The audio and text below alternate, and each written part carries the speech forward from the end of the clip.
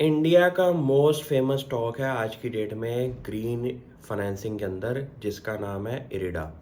Company के financial results जब आए हैं उसके बाद कंपनी की पूरा का पूरा आपको लैंडस्केप समझ में आ जाएगा कि रीज़न क्यों है ये कंपनी इतनी तेज़ भागी कैसे है पिछले एक साल के अंदर। कंपनी के प्रॉफिट आफ्टर टैक्स के अंदर 44% की ग्रोथ रेट है। कंपनी का इस साल का प्रॉफिट आफ्टर टैक्स है 1252 करोड़। और सबसे बड़ी बात, कंपनी की लोन बुक जो है वो आज की डेट में 59,000 करोड़ पार हो चुकी है। पिछले साल के कंपैरिजन में 26% की ग्रोथ है। और सबसे बड़ी बात, एक बैंकिंग कंपनी के अंदर क्या होता है कि नेट एनपीए आपके किस लेवल पे खड़े हैं।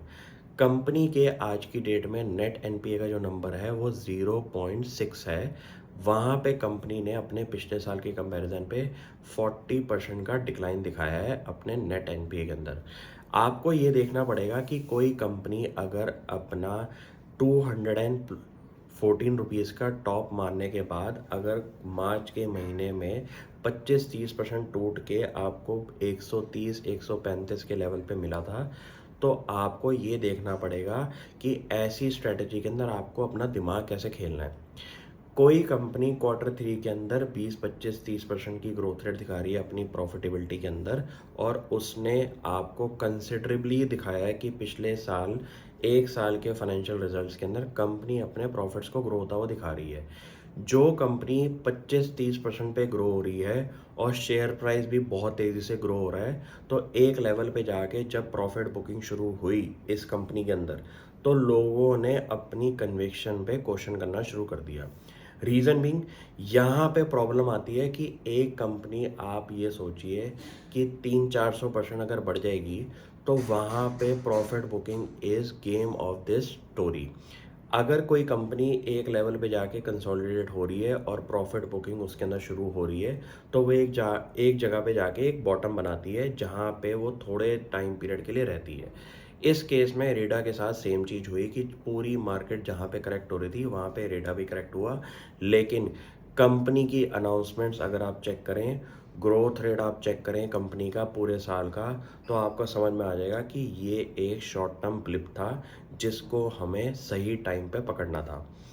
आपको ये देखना है कि ग्रीन फाइनेंसिंग इंडिया के अंदर एक बहुत बड़ा नंबर होने वाला है फ्यूचर के अंदर, क्योंकि सोलराइजेशन अगर आप हाउस होल्ड्स की चेक करें, वहाँ पे कंपनी ने अपनी अनाउंसमेंट की एंट्री ली हुई है और वहाँ एक बहुत बड़ा रिटेल पोर्टफोलियो कंपनी का खड़ा हो सकता है। इस स्ट्रेटजी पे आप हर क्वार्टरली नंबर इस कंपनी का देखें, और जब जब ऐसी गिरावट आए, आपकी वॉच लिस्ट तैयार होनी चाहिए ऐसी कंपनी पे झपट्टा मारने की।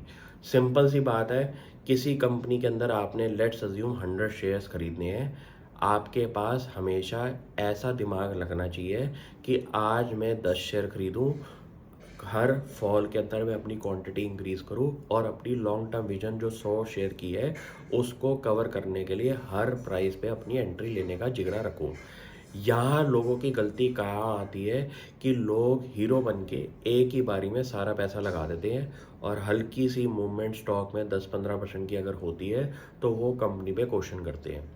आपको ये देखना है कि अगर अच्छी कंपनी आपको एक सही लेवल पे मिल रही है, उसमें आप हर छोटे इंटरवल पे इन्वेस्टमेंट करें, और ऐसी इन्वेस्टमेंट्स करने के बाद आपकी जो कॉस्ट ऑफ परचेज है वो कम होगी और आपके पास क्वांटिटी भी खड़ी हो जाएगी।